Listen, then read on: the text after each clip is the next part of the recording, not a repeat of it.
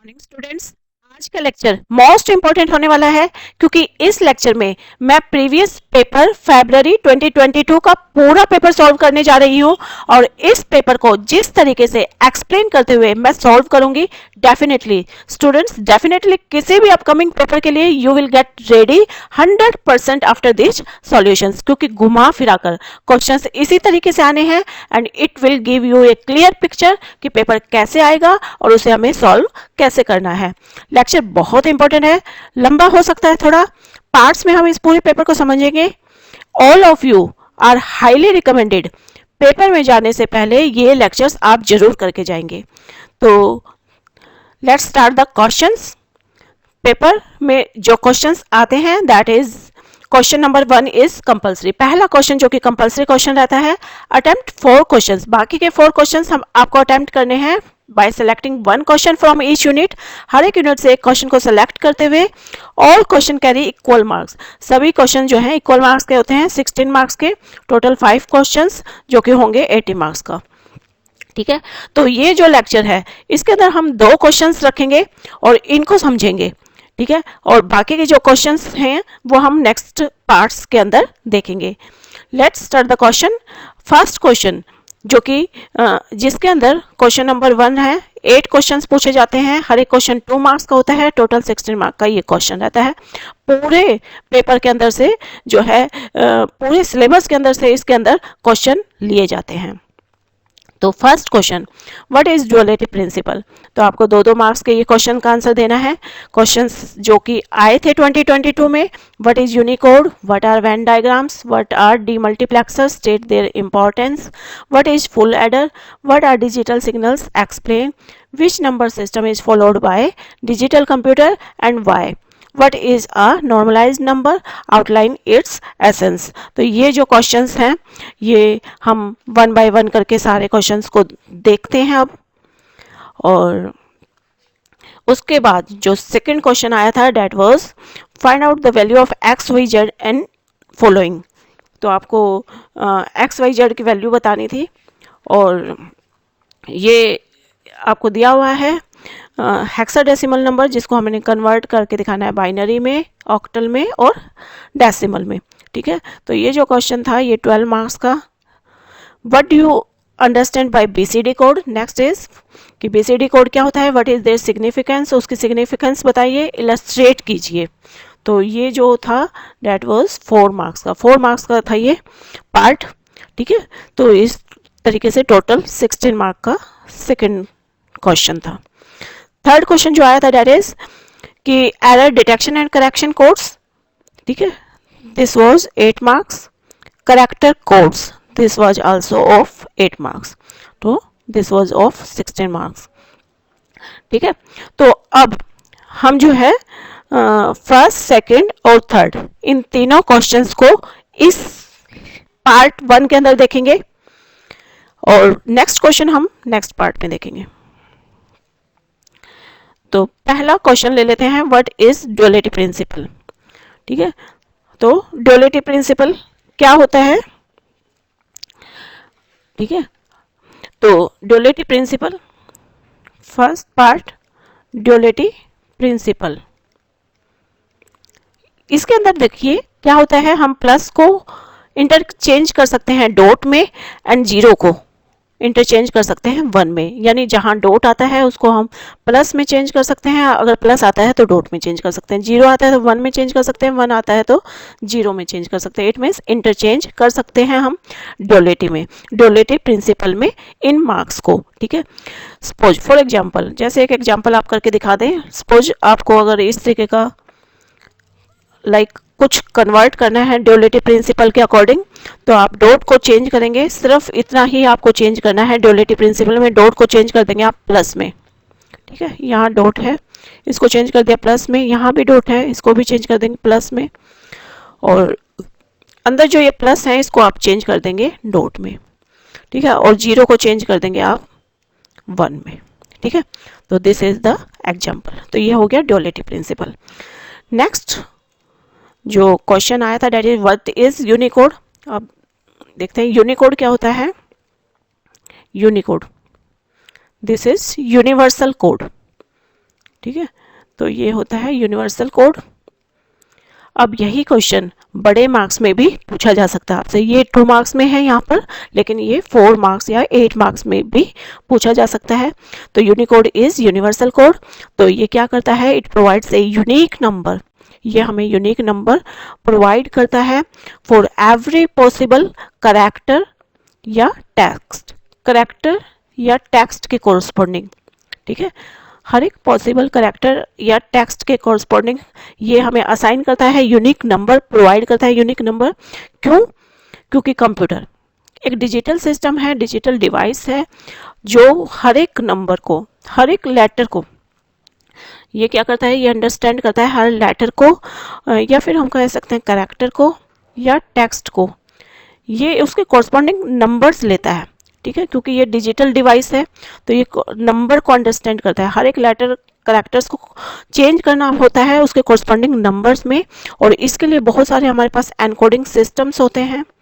ठीक है, ठीक है, क्योंकि हमारा कंप्यूटर डिजिटल सिस्टम है तो ये डिजिटल यानी बाइनरी को ही अंडरस्टैंड करता है। यानी अगर हम इसे कोई भी डेटा देते हैं, कोई भी टेक्स्ट या लेटर कैरेक्टर्स कुछ भी देते हैं, तो ये इसको कॉरस्पॉन्डिंग बाइनरी में उसको कन्वर्ट करता है। कन्वर्जन करने के लिए एनकोडिंग स्कीम्स होती हैं, पर कोई भी ऐसी सिंगल एनकोडिंग स्कीम ऐसी नहीं है जिसके अंदर सारे के सारे letters, punctuations, technical symbols, currency symbols को लिया गया हो। कोई भी ऐसी सिंगल एनकोडिंग सिस्टम नहीं है जिसके अंदर सारे के सारे करेक्टर्स को लिया गया हो। ठीक है, लेटर्स को, पंक्चुएशन को, टेक्निकल सिंबल्स को, करेंसी सिंबल्स को। तो अब यूनिकोड जो है ये यूनिवर्सल कोड है, तो इसी प्रॉब्लम को ध्यान में रखते हुए यूनिवर्सल कोड को यूज़ किया गया। अब यूनिवर्सल कोड क्या करता है, it is independent of the number of characters. ठीक है, ये इंडिपेंडेंट है, मतलब नंबर ऑफ करेक्टर्स के इंडिपेंडेंट है, यानी बहुत सारे नंबर ऑफ करेक्टर लेता है, ये यूनिवर्सल लेवल पे लेता है, यानी ये किसी भी लैंग्वेज पे डिपेंड नहीं है। It is multilingual.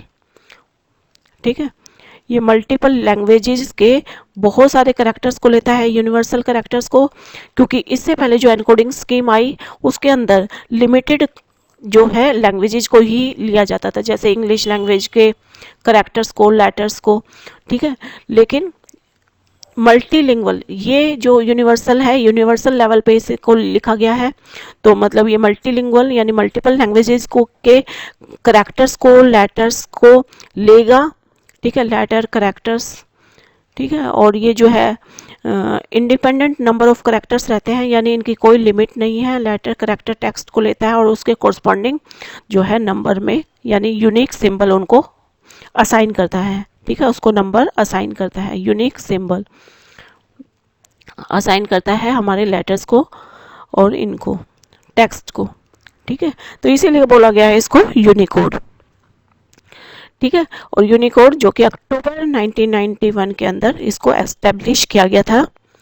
ठीक है, और ये यूज़ करती है, यूनिवर्सल कोड यूज़ करता है 16 बिट्स को टू रिप्रेजेंट ईच कैरेक्टर। ठीक है, नेक्स्ट क्वेश्चन जो कि है, what are Venn diagrams. Venn diagrams क्या होते हैं, तो देख लेते हैं। वेन डायग्राम्स, वेन डायग्राम्स जिनको रिप्रेजेंट किया जाता है, which consist of a rectangle, rectangle और जिसमें सर्कल ड्रॉ करते हैं हम। ठीक है, जिसमें सर्कल ड्रॉ करते हैं हम। ठीक है, और एक वेरिएबल के लिए एक सर्कल हम ड्रॉ करते हैं। जैसे सपोज 2 वेरिएबल्स हैं तो उसके लिए हम 2 सर्कल्स ड्रॉ करेंगे। सपोज ये है ए एंड ये है बी। अगर ये ए को रिप्रेजेंट कर रहा है तो इसके बाहर जो भी होगा डेट इज ए बार। ठीक है, ये है ए तो ये है ए बार। इसी तरीके से अगर ये ए है तो ये बी। ठीक है, और इसमें हम जो इस पार्ट को कहेंगे ए तो है जिसमें बी नहीं है, और इस पार्ट को कहेंगे इसमें बी तो है पर ए नहीं है। ठीक है, और ये जो बीच वाला पार्ट है ना, ये वाला, इसमें ए भी है और बी भी है। ठीक है, तो ये जो हमने यहाँ तक के पोर्शन को बोला ए जिसमें बी नहीं है, और यहाँ तक के पोर्शन को बोला जिसमें ए नहीं है, ठीक है, इसको हमने बोला यहाँ तक के पोर्शन को कि ए नहीं है बी है, और ये जो बीच का पोर्शन है इसमें ए बी है और बी भी है। तो इस तरीके से आपको वेन डायग्राम के बारे में बताना है। Now see the next question, what are demultiplexer, state their importance. तो डीमल्टीप्लेक्सर क्या होते हैं? Now we see demultiplexer which is the opposite of multiplexer. तो आपसे मल्टीप्लेक्सर भी पूछा जा सकता है। अगर आपसे मल्टीप्लेक्सर पूछा जाए तो multiplexer is many into one, that is many into 1, ठीक है, which takes many inputs and gives one output, ठीक है, this is multiplexer and demultiplexer is इसका opposite, it takes one input and gives many outputs, one into many, that is demultiplexer। तो जो भी आपसे पूछा जाए आप उसको रिस्पॉन्स करेंगे, ठीक है। और 4 into 1 मल्टीप्लेक्सर का एग्जाम्पल है, 1 into 4 डीमल्टीप्लेक्सर का एग्जाम्पल है, ठीक है। और इसके जो है हम डिनोट कर सकते हैं 1:4 डीमल्टीप्लेक्सर में, ठीक है। डीमल्टीप्लेक्सर की बात करें 1:8 डीमल्टीप्लेक्सर, 1:16 डीमल्टीप्लेक्सर, ठीक है। इनमें हम इसको रिप्रेजेंट कर सकते हैं, डिनोट कर सकते हैं। Now is the next question, and next question is what is full adder. Full adder क्या होता है? तो now we see full adder. Full adder it is a logical circuit, इसको आप लॉजिकल या डिजिटल सर्किट कह सकते हैं, ठीक है। दैट परफॉर्म्स एडिशन, ये क्या करता है? एडिशन परफॉर्म करता है। It performs addition, addition operation on 3 binary digit, 3 binary digit के ऊपर ये एडिशन ऑपरेशन परफॉर्म करता है फुल एडर, ठीक है। इसके लिए हमें 2 XOR गेट्स चाहिए, इसको डिनोट करने के लिए 2 AND गेट्स चाहिए इसको एक्सप्रेस करने के लिए, और 1 OR गेट चाहिए फुल एडर को शो करने के लिए, ठीक है। और अगर आपसे कुछ बड़े उसमें पूछा जाए तो आप इन तीनों बाइनरी डिजिट्स की ट्रुथ टेबल भी बना करके दिखाएंगे, ठीक है। Now see the next question, what are digital signals. Digital signals क्या होते हैं? तो डिजिटल सिग्नल्स, तो 2 तरह के सिग्नल्स होते हैं, digital signal and analog signals, ठीक है। तो डिजिटल सिग्नल, डिजिटल कंप्यूटर्स के अंदर हम डिजिटल सिग्नल्स को यूज़ करते हैं जो डिजिट्स को यानी 0 और 1 को रिप्रेजेंट कराते हैं, ठीक है। 0 और 1 की फॉर्म में हम सिग्नल्स को रिप्रेजेंट करते हैं। तो 0 जो कि ऑफ स्टेट को शो करता है हमारे सिग्नल्स में, और 1 जो कि ऑन स्टेट को रिप्रेजेंट करता है हमारे सिग्नल में, ठीक है। तो आपको बताना है 0 जो कि of state, 1 on state, 0 of state 1 on state. तो इस तरीके से जो है सिग्नल्स का की रिप्रेजेंटेशन होती है हमारे डिजिटल कंप्यूटर्स में। Next question, what which number system is followed by digital computer. Digital computer कौन से नंबर सिस्टम को यूज करता है एंड व्हाई, और क्यों। जो डिजिटल कंप्यूटर है वो यूज करता है बाइनरी नंबर सिस्टम को। Digital computer binary number system को यूज करते हैं जिसके अंदर होती हैं 0 और 1। 0 का मतलब होता है ऑफ स्टेट और 1 का मतलब होता है ऑन स्टेट, ठीक है। तो कंप्यूटर जो होता है वो डिजिटल डिवाइस है जो कि बाइनरी नंबर सिस्टम को यूज करता है, ठीक है। हमारे जो डिजिटल इलेक्ट्रॉनिक सर्किट्स होते हैं उनके अंदर बाइस्टेबल स्टेट्स रहती हैं। हमारे डिजिटल इलेक्ट्रॉनिक सर्किट के अंदर बाइस्टेबल स्टेट रहती हैं, यानी 2 स्टेट्स, बाइस्टेबल स्टेट मतलब 2 स्टेट जो कि होती हैं 0 और 1, ठीक है। और हम इसे क्यों यूज़ करते हैं?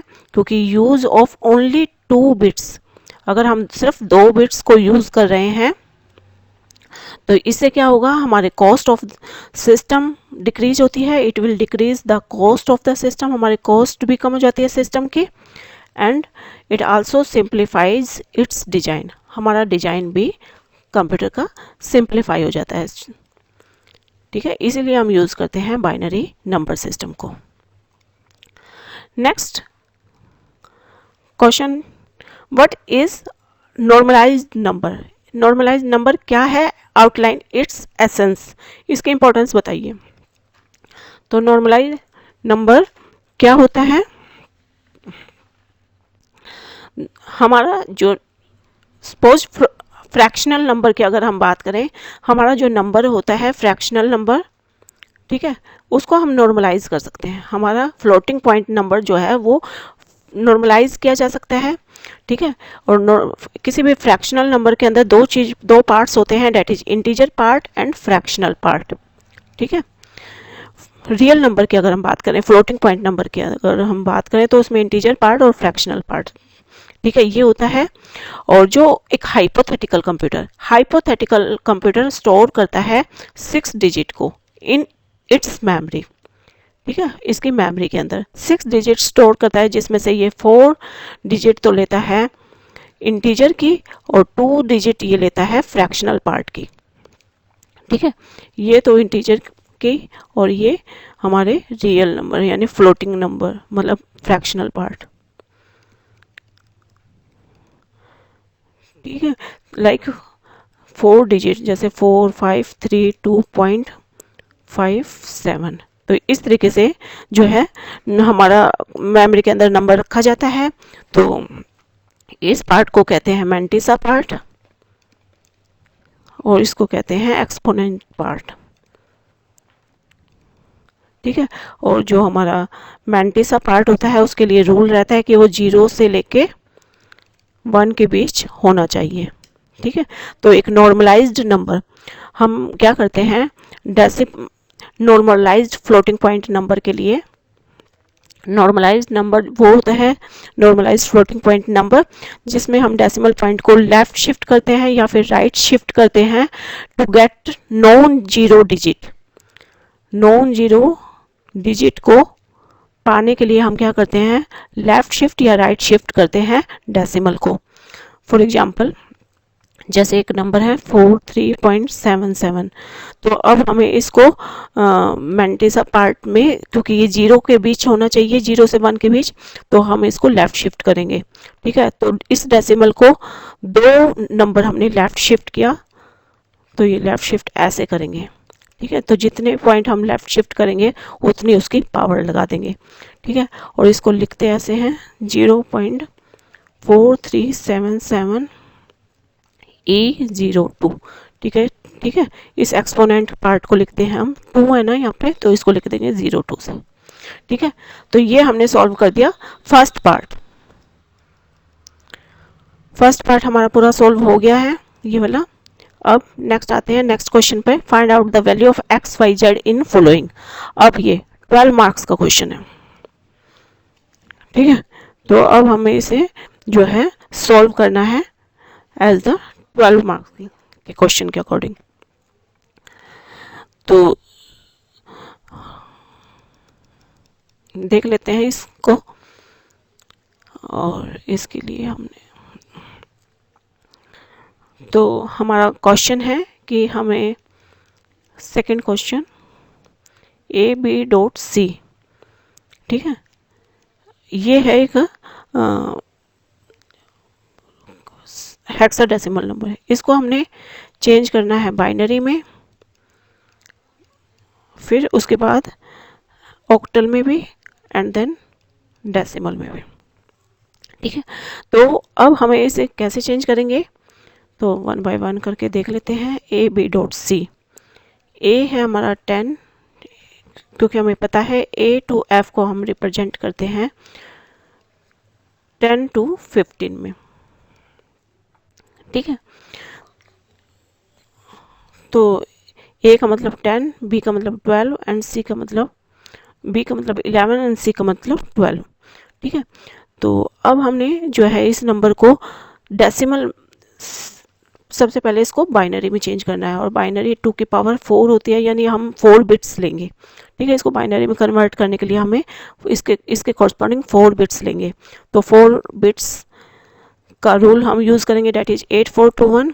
तो यहाँ पे हमने 10 के लिए 11 लगा देंगे, ये हमने इसके कॉरस्पॉन्डिंग 4 बिट्स ले दिए हैं, 10 के कॉरस्पॉन्डिंग 4 बिट्स लिए हैं इस रूल के अकॉर्डिंग, ठीक है। फिर that is 11, 8 to 10 और 1 11, दिस वन इज, ये बाइनरी कन्वर्जन कर दी हमने। इसी तरीके से 12, 8 to 10, 8 और 4 12, डेट इज 1 1 0 0।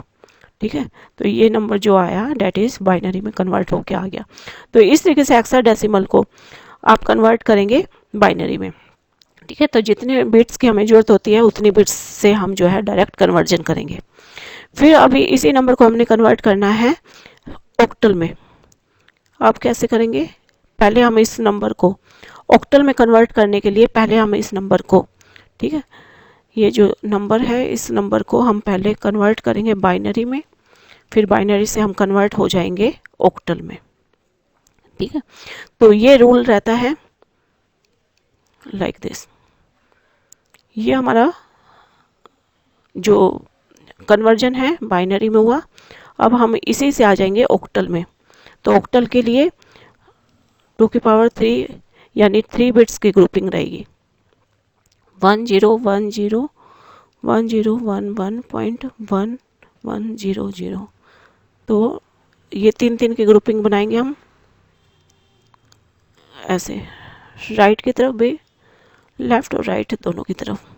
ठीक है, तो 0 1 1 इसको क्या बोलते हैं? दिस वन इज 3, 1 0 1 4 to 1 के according. 1 0 1 that is 5 and 1 0 that is 1 0 0 1 0 that is 2, that is 2। ठीक है, this one is 0 0 1 0 that is 2। अब 1 1 0 that is 4 or 2 6 and 0 0 0 is this one। तो ये आ गया हमारा 253.60, ये आया हमारा ऑक्टल में। ठीक है, और अब आते हैं हम इसको, ये जो नंबर था हमारा AB.C 16, इसी को अगर हमें कन्वर्ट करना है अब डेसिमल में। ठीक है, तो डेसिमल में कैसे कन्वर्ट करते हैं? इसके लिए हमारा जो रूल रहता है डेट इज बी। हम इस तरीके से 16 की पावर 0 यहाँ राइट और लेफ्ट इस तरीके से हम जो है मल्टीप्लाई करते हैं। a इंटू 16 की पावर 1 प्लस c इंटू 16 की पावर -1। ठीक है, तो a डेट इज 10 इंटू 16 की पावर 1 प्लस 16 की power 0 into b that is 11 plus c that is 12 into 16 की पावर -1। अब हम इसे सॉल्व करेंगे, दैट इज 160। किसी भी चीज़ की पावर 0 का मतलब 1 इंटू 11 प्लस 12/16। ठीक है, तो 160 प्लस 11 प्लस दिस इज 0.75, तो this one is 171.75। This will be the answer. ठीक है, तो इस तरीके से हमने सॉल्व कर दिया बाइनरी नंबर को। नेक्स्ट क्वेश्चन जो आता है, what do you understand by BCD code, what is their significance, illustrate. तो बीसीडी कोड क्या होता है, उसकी सिग्निफिकेंस बताएंगे। तो अब आपने बताना है बीसीडी कोड क्या होता है। तो BCD code is binary coded decimal. ठीक है, ये क्या होता है? इट इज बाइनरी कोडेड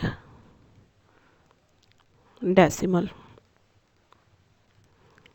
इसके अंदर हम जो है डेसिमल यानी 0 to 9 नंबर को ही रिप्रेजेंट करते हैं, उसके कॉरस्पॉन्डिंग बाइनरी जो है हम बाइनरी के कॉरस्पॉन्डिंग जो है 0 to 9 नंबर्स को रिप्रेजेंट करते हैं। डेसिमल के कॉरस्पॉन्डिंग हम बाइनरी जो है रिप्रेजेंटेशन करते हैं।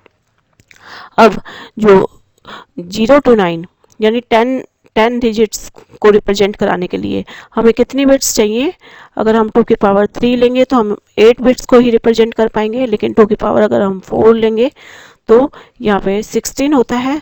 तो 16, लेकिन हमने बिट्स जो रिप्रेजेंट करनी है, जो डिजिट्स हमें रिप्रेजेंट करनी है, मतलब बिट्स नहीं, दिस वन इज डिजिट्स। हमें जो डिजिट्स रिप्रेजेंट करनी है वो सिर्फ 10 रिप्रेजेंट करनी है, ठीक है। तो दिस वन इज डिजिट्स, ठीक है। तो 10 डिजिट्स को रिप्रेजेंट करने के लिए वी विल यूज 4 बिट्स। तो बाइनरी कोडेड जिसके अंदर हम 4 बिट्स को यूज करते हैं रिप्रेजेंटेशन करने के लिए। तो कोई भी डेसिमल नंबर है लाइक 4, 3, 5, इनको अगर हमने रिप्रेजेंट करना है तो इसके कॉरस्पॉन्डिंग हम 4 बिट्स लेंगे और 4, 8, और इसके लिए जो हम रूल लेंगे डेट इज 8, 4, 2, 1 का, ठीक है। तो this one will be, this will be 4, 3, that is 0, 0, 1, 1, 5, that is 4 और 1, तो this one is 0, 1, 0, 1। तो ये आपकी रिप्रेजेंटेशन हो गया BCD में, ठीक है। तो अब इसकी नेक्स्ट उसने पूछा था कि इसकी सिग्निफिकेंस बताइए, हम इसे यूज़ क्यों करते हैं, इसकी इम्पोर्टेंस क्या है। तो इसकी सिग्निफिकेंस में आपको लिखना है कि it provides ease of interfacing for digital display, ये हमें ईज प्रोवाइड करता है, ठीक है। हमारे जो पॉकेट कैलकुलेटर्स हैं, ठीक है, पॉकेट कैलकुलेटर्स या डिजिटल वोल्ट मीटर्स होते हैं या फिर डिजिटल क्लॉक्स वगैरह होती हैं, डिजिटल क्लॉक्स, इन सब के अंदर हम जो है यूज़ करते हैं सर्किट्स, डिजिटल सर्किट्स। और ये सर्किट्स जो कि वर्क करते हैं हमारे BCD नंबर के ऊपर ही, ये BCD नंबर पर ही हमारे वर्क करते हैं।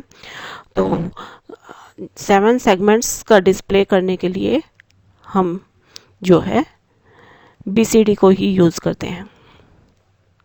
ओके स्टूडेंट्स, तो ये 4 नंबर का क्वेश्चन था, इसमें आप ये सभी बातें लिखेंगे। नेक्स्ट क्वेश्चन जो आपके आता है, हमने ये 12 मार्क्स का, 4 मार्क्स का ये क्वेश्चन, सेकंड क्वेश्चन हमने देख लिया है। Now we see the third question, explain the following error detection and correction codes और करेक्टर कोड्स। 8 मार्क्स के ये क्वेश्चन रहते हैं। तो इसमें आपको कैसे लिखना है, थर्ड क्वेश्चन जिसमें error detection and correction codes, ठीक है, आपसे क्या क्या पूछ रहा है, error detection and correction code, पहला क्वेश्चन जो कि है 8 मार्क्स का। ये आपको, इसमें आपको क्या क्या लिखना है, एरर डिटेक्शन कोड। सबसे पहले आप बताएंगे एरर क्या होती है। तो एरर वो चेंज है, वो मिसमैच है जो सेंडर और रिसीवर के बीच जो डेटा यूनिट भेजी जाती है, जो डेटा यूनिट भेजी जाती है उस डेटा यूनिट के बीच, उस डेटा यूनिट के अंदर जो मिसमैच आ जाता है, जो चेंज आ जाता है, दैट इज एरर। तो एरर जो है during the process of transferring के प्रोसेस में जो कि होता है सेंडर टू रिसीवर या रिसीवर टू सेंडर, ठीक है। तो इस दौरान पे एरर्स आती हैं। तो एरर क्या होती हैं, ये चेंज होती हैं, मिसमैच होता है, ठीक है, उस डेटा के अंदर जो हम भेजते हैं। अब एरर डिटेक्शन क्या होती है, it is the ability to detect error, it is the ability to detect error, that is error detection, ठीक है, ठीक है। और to detect error और error correction क्या होती है, to detect the error and to correct error, ठीक है। Error correction involves identification and correction of error. आप एरर को आइडेंटिफाई करने के साथ साथ उसे करेक्ट भी करेंगे, दैट इज एरर करेक्शन, ठीक है। तो error detection is detecting of error and error correction is correcting of error. तो ये जो मैकेनिज्म है to identify the error and to correct the error, ये हम क्यों यूज करते हैं, फॉर रिलायबल कम्युनिकेशन के लिए। एक कम्युनिकेशन रिलायबल कम्युनिकेशन बनता है तब जब उसमें से एरर्स को डिटेक्ट करके उसको करेक्ट कर दिया जाता है, ठीक है। अब एरर डिटेक्शन के लिए जो हम मेथड्स यूज करते हैं, इसके लिए एरर डिटेक्शन के लिए, ठीक है, तो एरर डिटेक्शन के लिए यूज होते हैं 2 methods, that is parity check method. तो इसके लिए हम यूज़ करते हैं पैरिटी चेक मेथड। अब ये जो पैरिटी चेक मेथड है ये फर्दर दो टाइप्स की रहती है, simple parity check and two dimensional that is two dimensional parity check। ये सेकेंड मेथड है, टू डायमेंशनल पैरिटी चेक। ठीक है, simple parity check and two dimensional parity check. अब इन दोनों मेथड्स को हम थोड़ा थोड़ा एक्सप्लेन करेंगे। ठीक है, तो सिंपल पैरिटी चेक पहले देख लेते हैं। सिंपल पैरिटी चेक मेथड क्या कहता है? तो सिंपल पैरिटी चेक में हम क्या करते हैं, एक बाइनरी डिजिट को ऐड कर दिया जाता है। डेटा यूनिट जो होती है उस डेटा यूनिट के अंदर हम ऐड कर देते हैं एक पैरिटी बिट को। ठीक है, तो इसको पैरिटी बिट बोलते हैं। और ये जो है इवन हो सकती है, ओड हो सकती है। तो अगर हम इवन पैरिटी डिसाइड कर रहे हैं तो हम देखेंगे कि हमारे जो डेटा यूनिट है इसके अंदर टोटल नंबर ऑफ 1 इवन होने चाहिए। टोटल नंबर ऑफ 1 इवन होने चाहिए। अगर हम ओड पैरिटी सेलेक्ट कर रहे हैं तो टोटल नंबर ऑफ 1 ओड होने चाहिए। ठीक है, तो अब हम जो है जो सेंडर है वो क्या करता है, to detect the transmission error को डिटेक्ट करने के लिए वो क्या करता है, ओरिजिनल डेटा के अंदर ओरिजिनल डेटा के साथ वो भेजता है पैरिटी बिट। ठीक है, अब जो रिसीवर एंड पे भी क्या होता है, इसको चेक किया जाता है।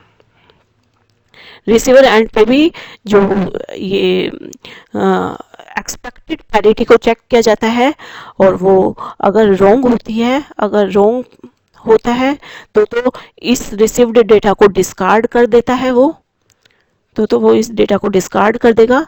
अदरवाइज जो है एक्सेप्ट कर लेगा डेटा को, और डिस्कार्ड अगर वो करता है तो रीट्रांसमिशन के लिए जो है वो बोलेगा, रीट्रांसमिशन इज रिक्वेस्टेड।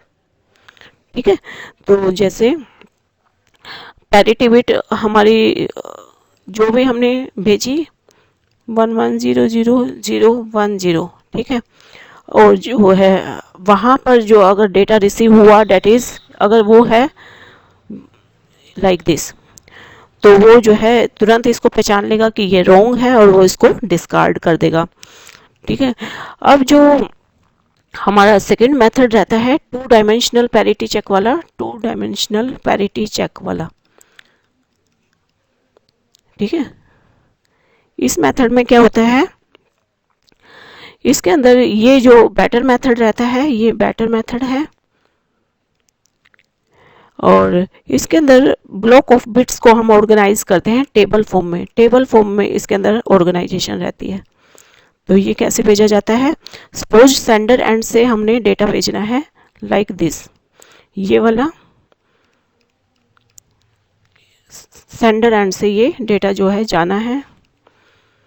अब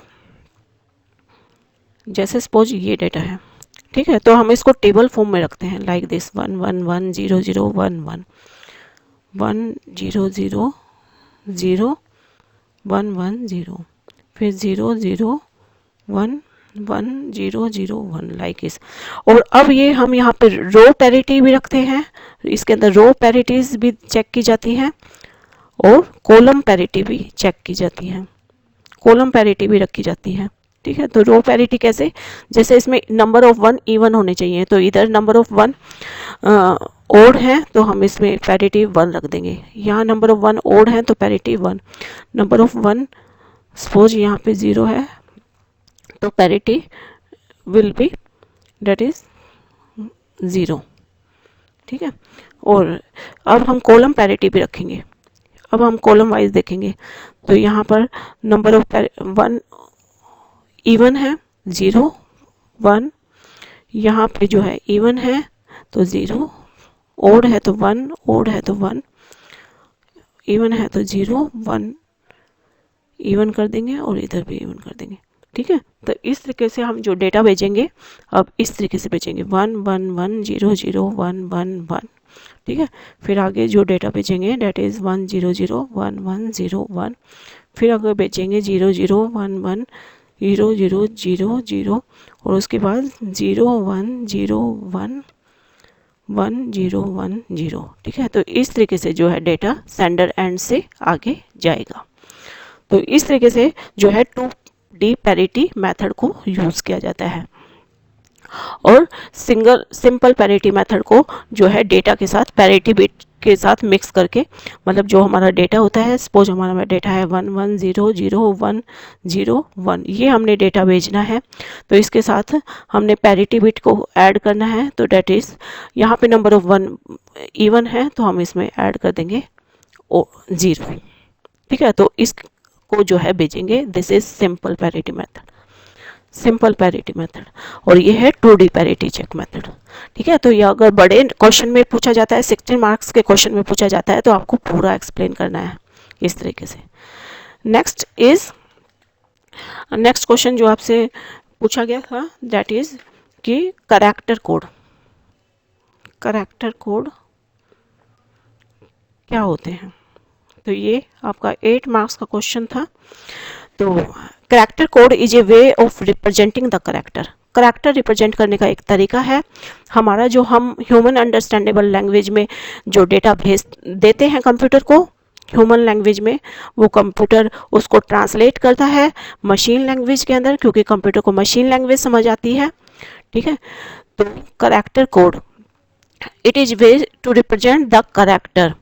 ठीक है, तो हम जो भी कीबोर्ड के थ्रू जो भी हमने करैक्टर प्रेस किया कीबोर्ड से, वो जो है कन्वर्ट होता है 1 और 0 में कॉरस्पॉन्डिंगली। तो इसके लिए एनकोडिंग सिस्टम्स यूज किए जाते हैं। अब ये एनकोडिंग सिस्टम्स जो हैं डेवलप किए गए हैं और इन्हीं को करैक्टर कोड्स बोला जाता है। और ये करैक्टर कोड्स 2 टाइप के होते हैं, ASCII code and EBCDIC code. अब 1 बाय 1 करके देख लेते हैं। ASCII code is American standard code for information interchange. ठीक है, ये पॉपुलर है डेटा ट्रांसमिशन करने के लिए, डेटा कम्युनिकेशन के लिए। मोस्ट वाइडली यूज्ड ये मेथड है, 7 बिट कोड का ये मेथड है।